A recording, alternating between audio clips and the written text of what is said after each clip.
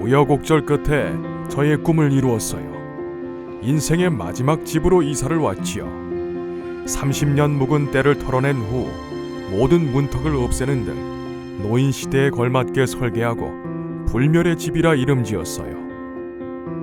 저는 인천의 정체성과 도시계획의 방향성을 찾기 위해 오로지 연구에 매진하며 살아왔어요.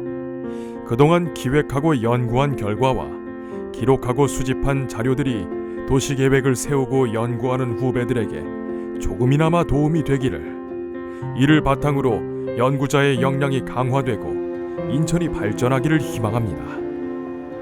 고등학교를 졸업한 후 초등학교 선생님이 되고자 하였으나 교대 입학시험에 낙방하였어요.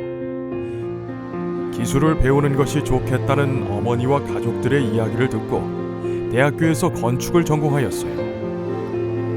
졸업 후 건축설계사무소에서 근무하다가 건축에 대해 더 공부하고 싶어 인하대학교에서 석사과정에 진학했지요.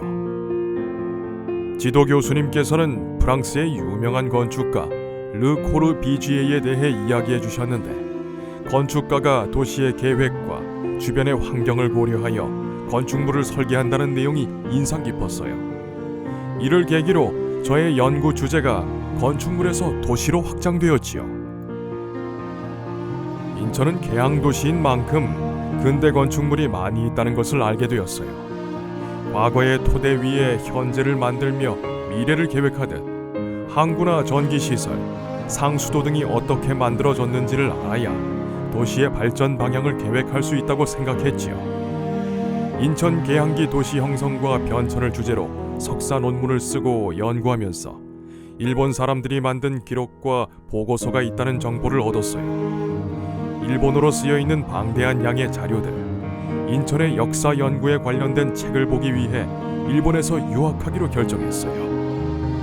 대학 시절 제1교포이신 학부지도 교수님의 도움으로 교토대학 대학원에 입학할 수 있었고, 출국 날에는 지도 교수님께서 쌈짓돈을 꺼내주시며 여비로 쓰라며 건네주시는데 얼마나 눈물이 나던지요.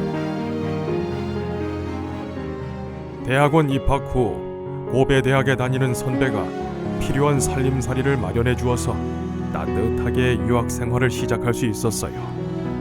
중국, 대만, 미국, 핀란드 등 다양한 나라에서 온 학생들과 함께 공부를 하였는데, 교수님께서 추천해 주셔서 문부과학성 장학생으로 선정되어 정부 장학금을 받으며 공부할 수 있었어요. 교토대학은 노벨상 수상자가 많기로 유명하고 그만큼 학위를 받는 것이 어려운데 5년 만에 교토대학 공학박사 학위를 받았어요. 아들의 졸업식을 보러 오신 어머니를 모시고 교토의 명승지를 둘러보았지요. 일본을 떠나오는 날 아침, 하숙집 아주머니께 인사를 드리고 그 집을 나오는데, 하숙집 아주머니와 매일 아침 등굣길에 인사를 나누던 마을 사람들이 자신의 집 앞에 나와 김상만세라며 두 팔을 들고 연이어 만세를 외치는 거예요. 그날 참 많이 울었습니다. 공부하는 동안 하숙집과 연구실에 쌓아놓은 책 150박스와 함께 한국에 돌아왔어요. 돌이켜보면 1984년부터 1988년까지 열심히 힘들여 공부한 기간이 인생을 지탱하는 힘이 되었다고 생각합니다.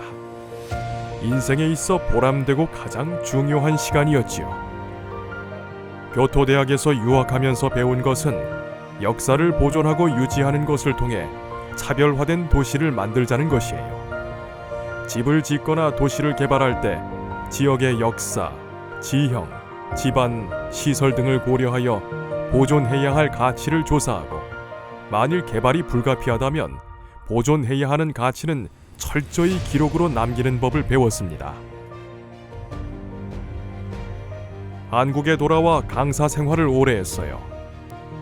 때마침 서울연구원이 생기면서 연구원으로 근무하게 되었지요. 그 후 인천시 도시계획 상임기획단 단장을 거쳐 인천연구원 선임연구위원으로 일했어요. 30여 년간 인천시의 도시계획 및 근대 건축을 연구하고 건축과 도시 계획을 하나로 보고 도시 역사와 근대 건축물 보존에 힘썼어요. 그동안 경인로 및 주안로 가로 경관 정비에 관한 연구, 인천시 공유 수면 매립지 토지 이용 현황 조사 연구, 인천 아시아 경기대회 경기장 사후 활용 방안에 관한 연구, 중구 역사 문화공간 정비와 지역 활성화에 관한 연구, 수인선 복선 전철 개통에 따른 인천항 제1부두 주변 정비 구상, 지도로 보는 인천의 변화 등 많은 연구를 진행했어요.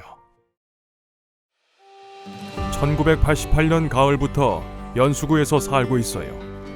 2013년 인천연구원을 퇴직한 후 인천광역시 연수구 도시경관 계획 수립 총괄 계획가로 위촉되어 활동하고 있어요. 연수구는 두 가지의 문화가 공존하는 공간으로 24제곱킬로미터에 달하는 기존의 연수구와 갯벌을 매립하여 만든 54제곱킬로미터 면적의 송도 신도시가 구를 이루고 있지요. 성격이 다른 두 지역을 조화롭게 발전시켜 나가는데 도움이 되었으면 해요. 일본을 떠나온 뒤로 편지를 쓰는 등 가끔 교수님께 안부를 전해드렸는데 퇴직 후에는 교수님께 자주 인사드리고 있어요. 명절이면 김이나 인삼을 보내드리고요. 일본에 출장을 가면 전화를 드리며 그 지역의 특산물을 보내드리기도 하고 직접 찾아뵙기도 했지요. 2019년 6월에도 일본에 출장을 가서 과자를 보내드리며 전화드리니 사모님 목소리에 힘이 없는 거예요. 걱정을 하며 돌아왔는데 2019년 9월 17일에 따님으로부터 메일을 받았어요. 사모님께서 돌아가셨고 교수님께서는 제가 걱정할까봐 다음에 일본으로 출장 올 때 이야기하면 된다며 알리지 말라고 당부하셨다는 내용이었지요. 사모님께서는 6월에 병상에서 제가 보내드린 과자를 드시며 김상이 보고 싶다고 말씀하셨다는 이야기를 따님에게 들었어요. 가슴이 많이 아프고 찾아뵙고 올 걸 하는 후회가 돼요. 2019년 11월 2일에 이사를 하면서 두 분을 저희 집에 초대하고자 했는데 못내 아쉬움이 남습니다. 앞으로 코로나19가 지나고 이동이 자유로워지면 교수님을 꼭 집에 모시고 싶어요. 제가 사랑하는 도시 인천에서 남에게 피해를 주지 않으며 아프지 않고 건강하게 즐겁게 사는 것이 앞으로의 희망이자 목표입니다.